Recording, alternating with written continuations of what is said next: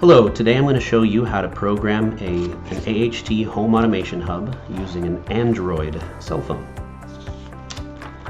First thing to do is to download the app. You can get it on Google Play by using your camera to scan this QR code.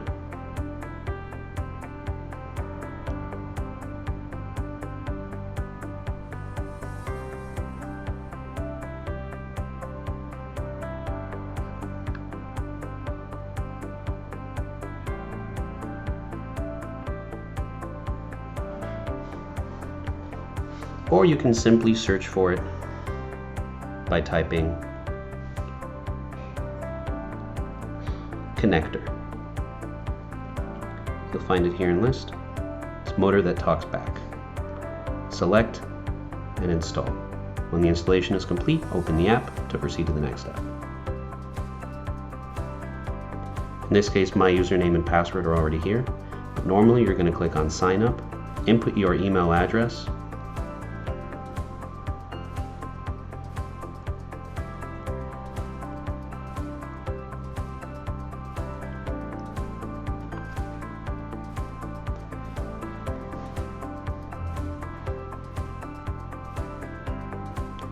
and put in a password.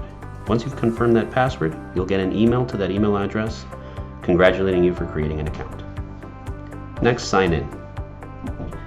As long as the app is installed and you don't log out, you will remain signed in. The next step is to take your connector out of its packaging and connect it to a 5-volt, 1000 milliamp or 1 amp power source. Most cell phone chargers will do. You can also alternatively plug it into a computer or a router. That'll provide enough power as well.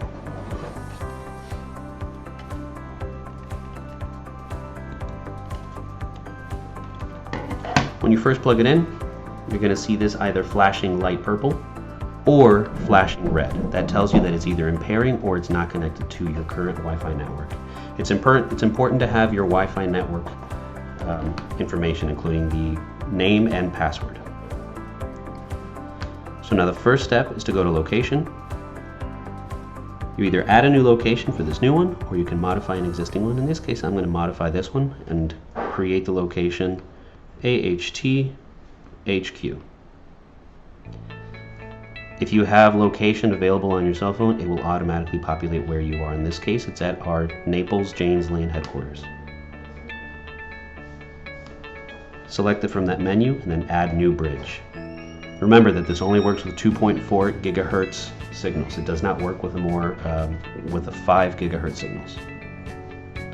Select your Wi-Fi and put in your password.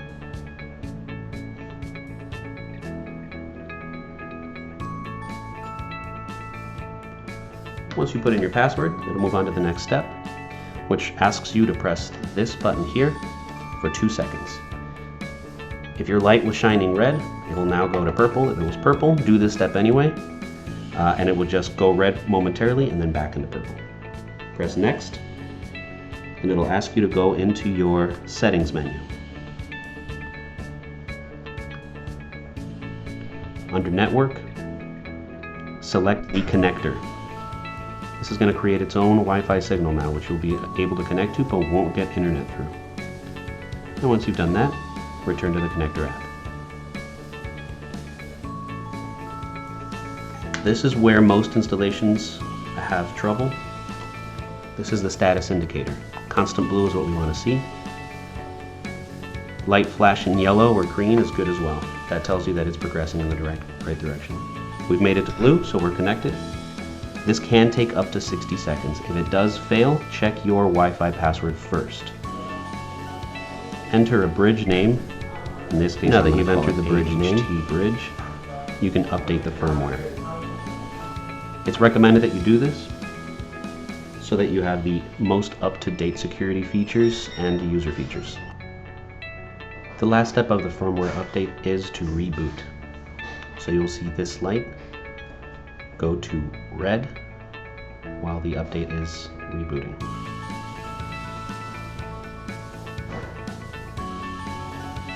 It should ultimately reconnect and show a blue steady signal.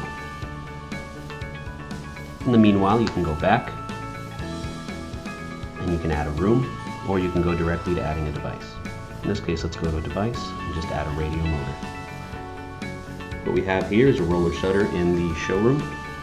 I have the remote for that shutter. Most of the time it's going to be easier to program something by the remote as opposed to programming by the motor.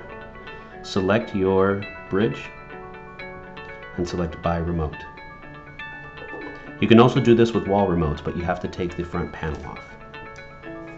So now that you have this set up, press P2 in the back twice. It's easy to do with a pen or with a paper clip, and you will hear two beeps, a beep each time you press it.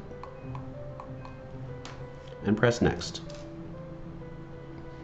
It's important for the remote to be near the Wi-Fi hub when you do this.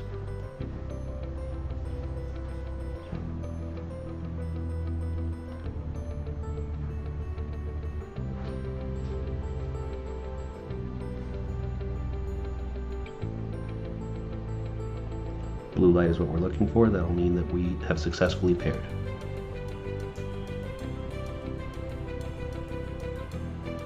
Next, hold the stop button. That will be the center button, and press next for about 3 seconds. This will go into pairing again and turn to blue when it's complete. Let go, and you've successfully set up your device.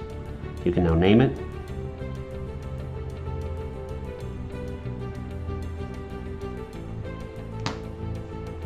Take a picture of it, assign a picture of it,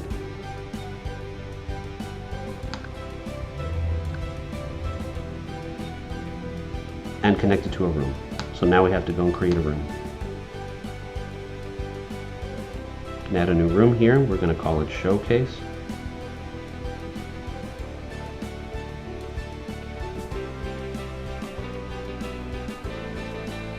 And you can select something for that room as well, or you can take a picture by pressing this button above. And I'm going to enter my device, click on Settings, and select the room. Here you have the option of adding a new timer or deleting this device. Now I've assigned that device into this room. I can click on it, see it available, and you'll hear it operating when I press these buttons.